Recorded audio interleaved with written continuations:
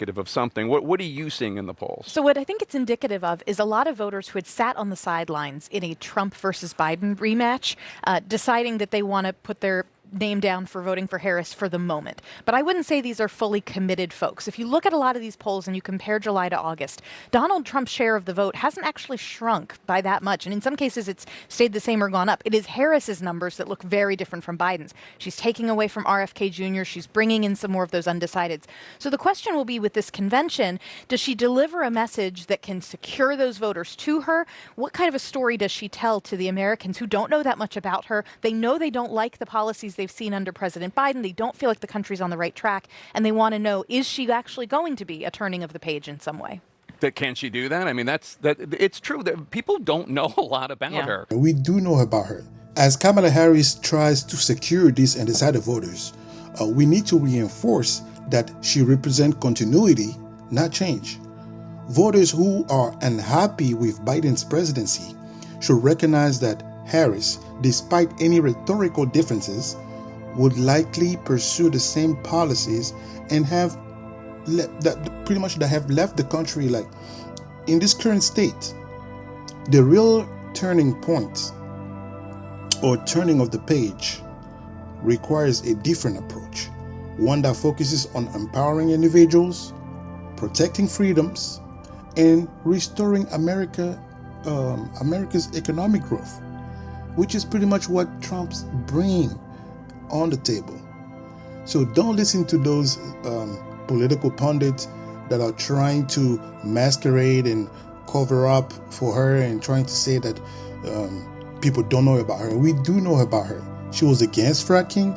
And I remember in 2008, this is not meant as a criticism of either Obama or Harris, but there was a degree to which people just projected their hopes and their thoughts onto him and now her that may or may not actually be accurate.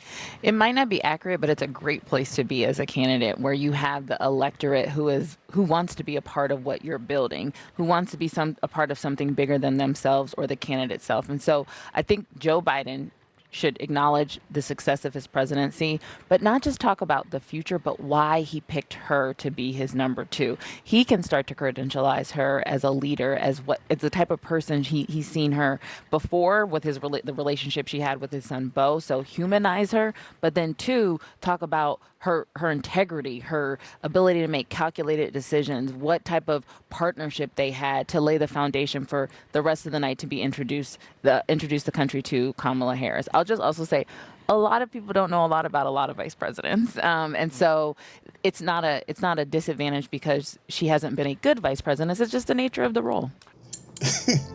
Joe Biden is in a tough spot if he's supposed to start giving Kamala Harris credit. The guy was pushed out by his own party, despite it being clear that he didn't want to leave his presidency. Something he's craved his entire political career. That's crazy. I do think Trump might have a point when he says Biden doesn't like Kamala. Let's be honest. Harris was first picked for checking the right boxes. You know what I'm talking about. And everyone knows it.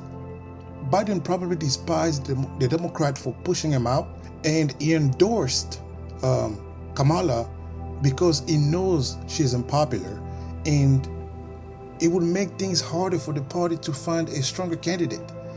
As for Harris, the honeymoon phase is coming to an end. I think we're entering a period where people will start to rediscover who she truly is. Someone more liberal than Bernie Sanders and Elizabeth Warren, with a record full of bad policy as a senator, DA, and prosecutor. And Biden's attempt to credentialize her might backfire as people see through the facade. And the Democrats could find themselves scrambling at the convention, which is pretty much starting tomorrow.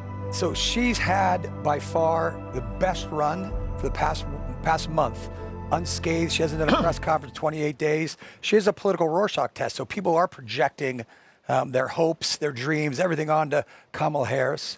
What Axe says is true. It's going to be a little bit of a tough position here on Monday when Joe Biden, who's a part of who's running this administration, it's the Biden-Harris campaign, The vice president's trying to project herself as an outsider, right? She doesn't really want to be tied to the the current president who's going to be here because he's not that popular. Remember, that's why he's not on this ticket. That's why he's not here speaking on Thursday, because he was so unpopular. They kicked him off and put her on. So for her to distance herself from the guy who put her here is a little bit of political jujitsu, right? And so I think that's going to be interesting to see how that plays out. And then when she started answering his questions, she's had this incredible month, and she's still tied with Donald Trump right now. And that ABC poll, he's still ahead on the economy, on immigration, on inflation. He's still ahead. I agree with David.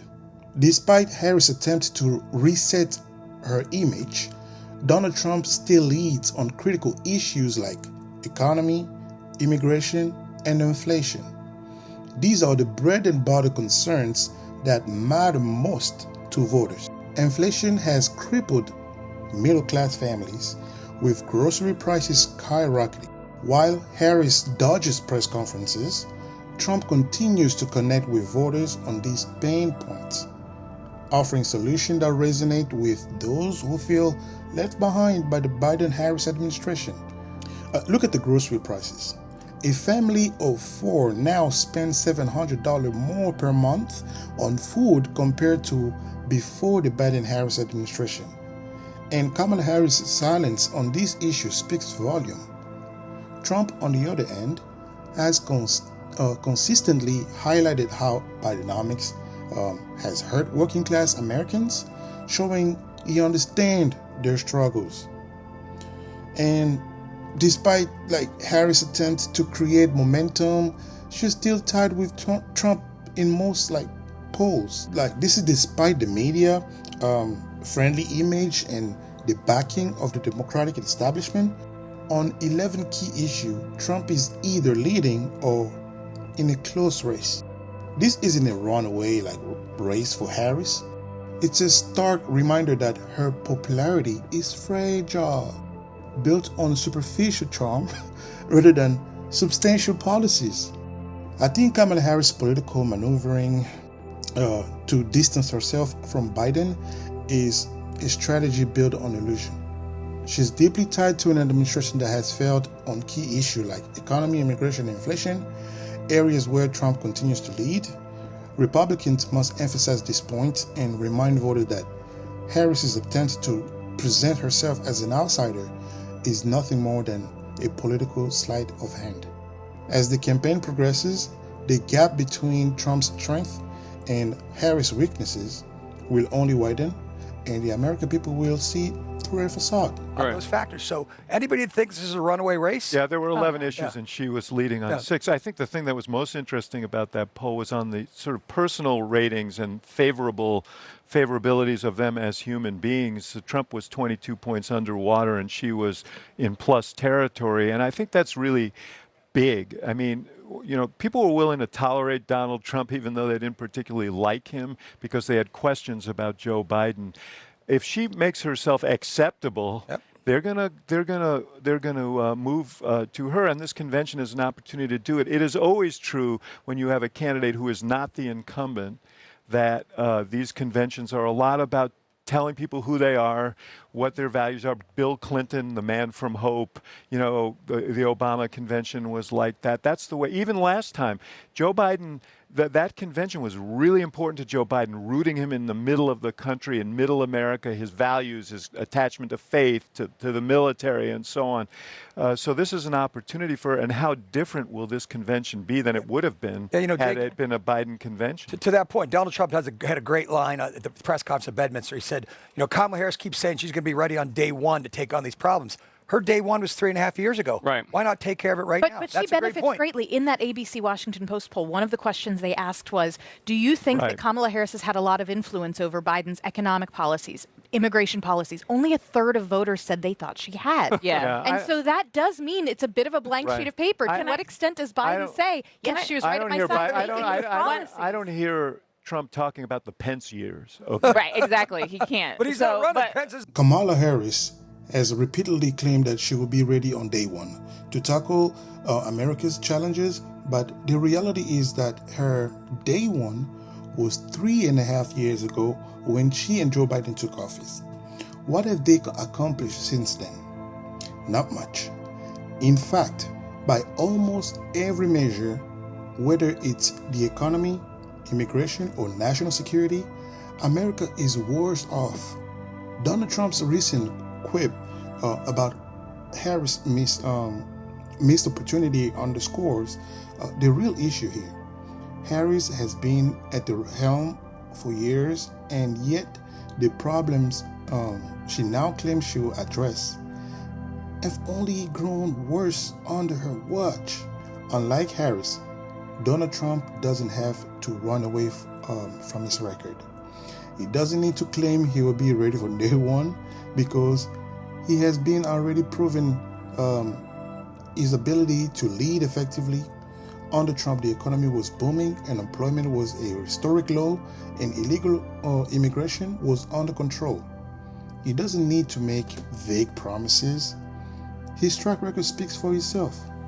Meanwhile, Harris's year in office have only highlighted her ineffectiveness and lack of real leadership. Trump's economy policy created millions of jobs and lifted wages across the board. Contrast this with the Biden-Harris administration, which have led to soaring inflation, higher interest rate, and declining real wage. Kamala Harris can claim she will be ready on day one, but the truth is, her chance to lead began 3.5 years ago, and she failed to deliver.